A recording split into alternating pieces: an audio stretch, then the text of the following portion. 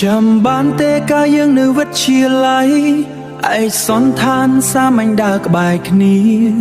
ស្នាមញញឹមអូនកាលនោះស្មោះត្រង់ណាស់យើងសន្យានឹងគ្នាក្រោមដើមឈើចាំង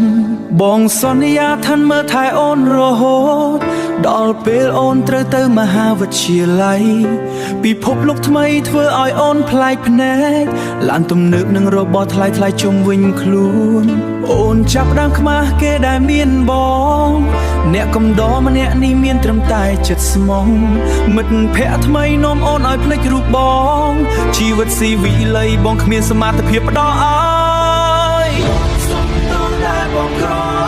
បងដឹងខ្លួនឯងច្បាស់ថាដល់ពេលហើយ5ឆ្នាំដែលបងរងចាំអូនដោយភក្តីចុងក្រោយត្រូវចាញ់នឹងសម្ភារៈនិយមអូនចង់បានជីវិតដែលសម្បូរបែបតែបងមានត្រឹមតែបាតដៃទៅទេឈឺចាប់ពេកហើយពេលអូននិយាយពាក្យបែកបងឈឺខ្លាំងណាស់អូនអើយបងឈរមើលអូនដើរចេញពីជីវិតមិនហ៊ានខាត់ខាំងព្រោះបងគ្មានអ្វីឲ្យអូនសមនឹងទទួលបានរបស់ល្អជាងការមករងទុកជាមួយមនុស្សដូចបង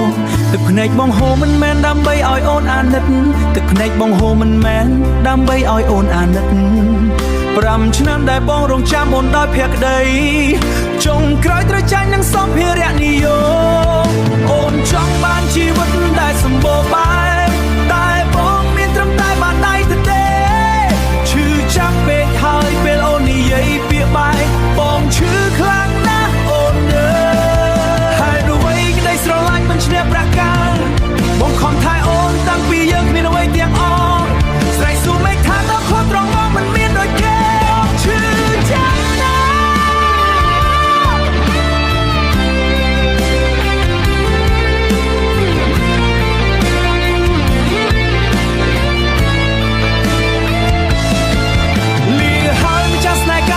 ជាល័យទោះបីត្រូវឈឺដល់ថ្នាក់ចង់ដាច់ខ្យល់បងនៅតែជូនពរឲ្យអូនជួបមនុស្សល្អមនុស្សដែលឯងឲ្យគ្រប់យ៉ាងដែលអូនចង់បាននេះឲ្យអូនសំឡាញ់5ឆ្នាំនៃការព្យាយាមបានត្រឹមទឹកភ្នែកបងក្រគ្មានអ្វីដូចគេឡើយឲ្យអូនទៅចុះ